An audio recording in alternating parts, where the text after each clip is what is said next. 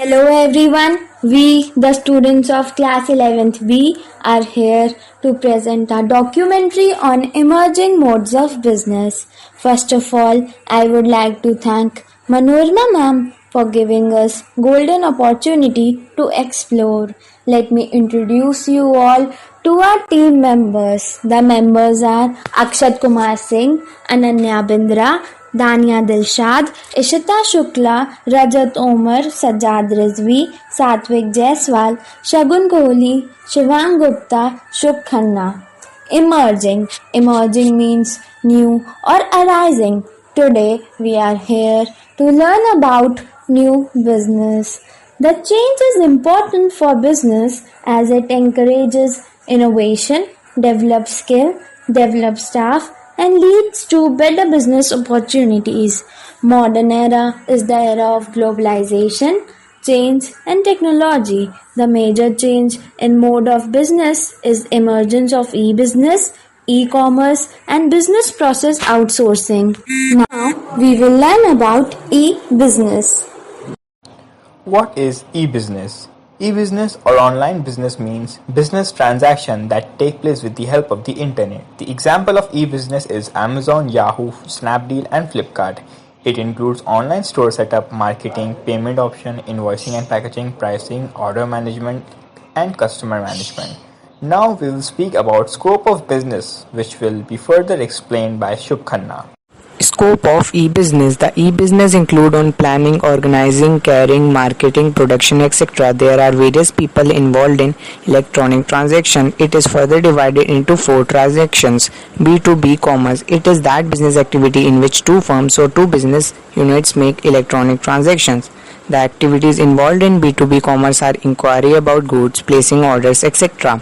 B2C commerce. It indicates business to customers. Business try to reach customer through online shopping.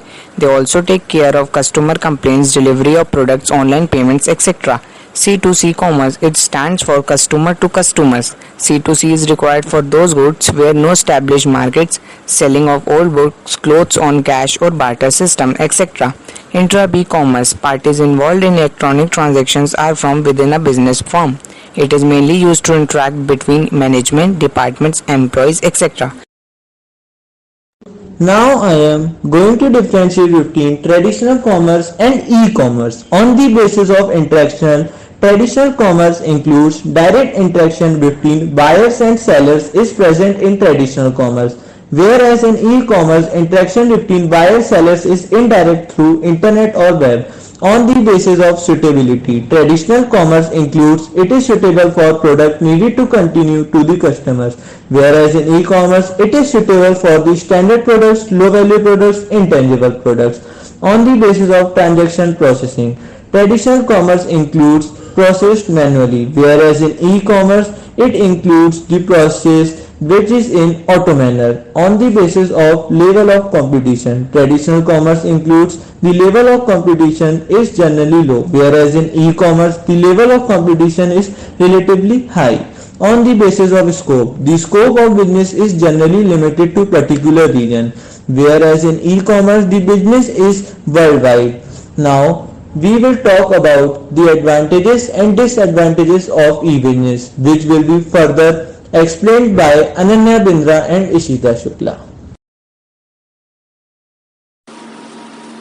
There are actually innumerable advantages of e-business, the most obvious one being the ease of doing business. Some of the major advantages of e-business are as follows. First, easy to set up. It is easy to set up an electronic business. You can set up an online business even by sitting at home if you have the required software. Second, cheaper than traditional business. Electronic business is much cheaper than traditional business. The cost taken to set up an e-business is much higher than the cost required to set up an traditional business. Third, no geographical boundaries. There are no geographical boundaries for e-business. Anyone can order anything from anywhere at any time. Fourth, government subsidies. Online businesses get benefits from the government as the government is trying to explain digitalization. Fifth, flexible business hours. Since the internet is always available, e-business break down the time barrier that location-based business encounter. Now, the disadvantages will be further explained by Shita Shukla. Disadvantages of e-business. First is low personal touch. E-business lacks personal touch, so consumer cannot touch or feel the product, and it becomes difficult for the consumer to know the quality of a product. Second is delivery time. The delivery of a product takes time. It can happen due to technical reasons, and this time lag often discourages customers. Third is security issue. There are a lot of people who do scam through online business, and hackers can also get the financial details for the customers. This causes distrust among the potential customers. Fourth is technological competence of parties. E-business requires a higher degree of familiarity of the parties with the word of computer. Fifth is people resistance. Sometimes in the process of adjustment with the new technology causes stress to the users, and so people resist to take entry in e-business. Now we will learn about the online transaction, and which will be further continued by Rajat Omar.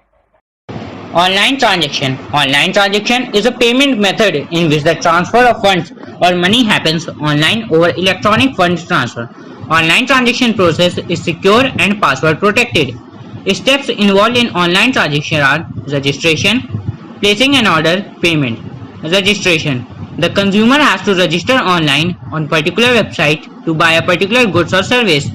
Placing an order. When a customer likes a product or a service, he or she puts the product in the shopping cart.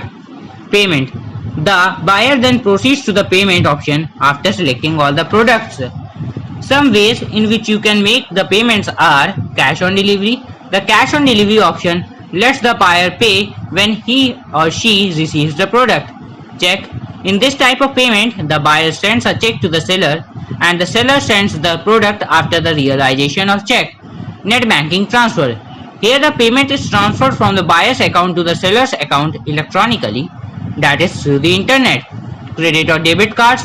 The buyer has to send his debit card or credit card details to the seller, and a particular amount will be deducted from his or her account. Digital cash. Here the money in buyer's account is converted into a code, and when he makes a purchase, he needs to mention the particular code to the website, and thereafter the transaction is duly processed. Now, I will invite Dania to proceed further with e-business risk. E-business risk refers to the probability of any mishappening that can result into financial or psychological losses to the parties involved in a transaction. E-business risk can be discussed under three headings. First, transaction risk. Seller denies that the customer ever placed the order, or the customer denies that he ever placed the order.